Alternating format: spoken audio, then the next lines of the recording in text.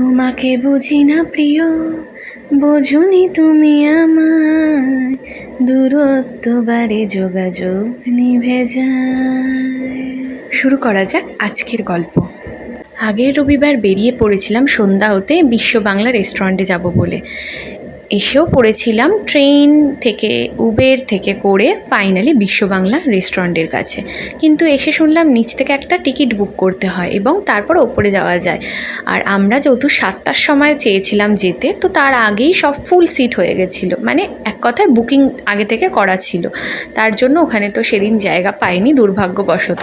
কিন্তু ওই যে মনে যদি আনন্দ থাকে আর নিজের যদি রসদ খুঁজে নেওয়ার ইচ্ছা থাকে, কে বা আটকায়। সামনেই দেখে নিয়েছিলাম ক্যাফে একান্তেই মনে হয় ছিল।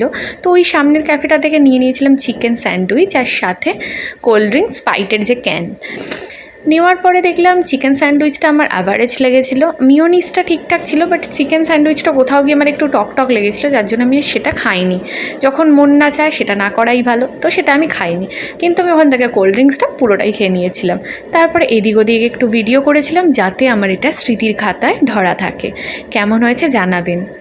কোনো ব্যাপার না, এত দূর থেকে ইচ্ছা ছিল আজকে যাওয়ার, যাওয়া হয়নি তো কী আছে, ভগবান যা করে কিন্তু ভালোর জন্যেই করে, কি বলেন।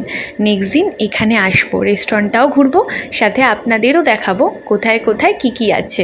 কিন্তু সেই ভিডিওটা কিন্তু আমি হিন্দি, মানে বেঙ্গলিয়ান কা হিন্দি, যেটা আমি হিন্দি ভাষায় করি ওটাতে দেব, যাতে আমার যে গুজরাটি বন্ধুরা আছে তারা তো বাংলা মোটামুটি শিখেছে, আমার থেকে যতটা শিখেছে, অতটা ভালো বুঝতে শেখেনি এখনও, তো তাদের জন্যই আমি ওইটা হিন্দি চ্যানেলে দেব, কেমন।